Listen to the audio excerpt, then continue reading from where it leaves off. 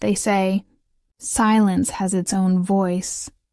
But what if that silence belongs to a woman who spent her whole life serving others and no one ever remembered her name?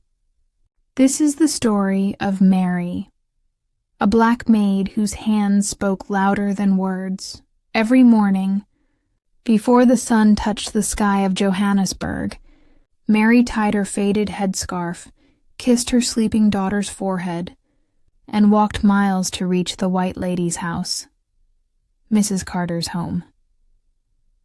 Her shoes were torn, but her heart carried something stronger than pain: hope.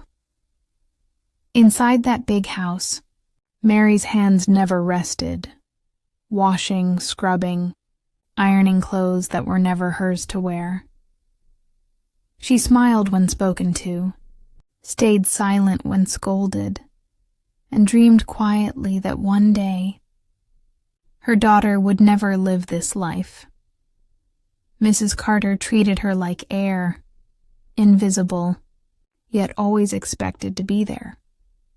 When guests came, she smiled proudly and said, "Oh, that's my maid," but never once. Did she call her by name? One morning, as Mary poured juice for breakfast, Mrs. Carter's little girl, Lily, spilled her glass.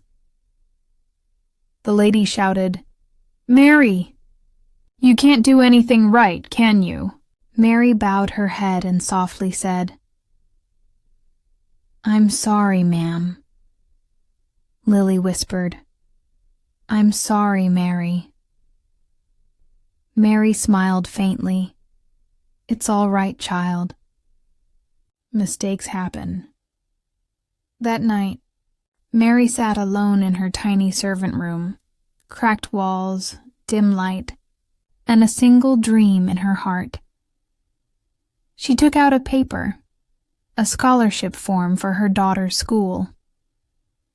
The deadline was tomorrow, but she didn't have enough money. She looked at her tired hands and whispered, "Maybe next year." Outside, the city glittered with laughter and light, but Mary's dreams slept quietly inside a rusty tin box under her bed, waiting for a miracle that might never come. Music shifts slightly. Tense undertone begins. The next morning, she reached work early, hoping to ask Mrs. Carter for a small loan. But before she could speak, she heard shouting. Mrs. Carter's voice echoed through the house. "My diamond necklace! It's gone." Her angry eyes turned toward Mary. "You were cleaning here yesterday, weren't you?" Mary froze. "Yes, ma'am, but Where is it, Mary? Where's my chain?" Mary's lips trembled. "Ma'am, I didn't take anything. I swear." But her voice was like a whisper in a storm. No one cared to hear. The police were called. They searched her small room, and under her pillow, they found the necklace. Mary gasped. Her hands shook. "No, I didn't. Please believe me." But Mrs. Carter looked away coldly. "Take her." 2 nights. 2 endless nights in a dark, cold cell. No window, no light, only her heartbeat echoing against the walls. Then, on the 3rd morning, an officer came to her. "You're free," he said softly. The lady's son confessed. He hid the necklace as a prank.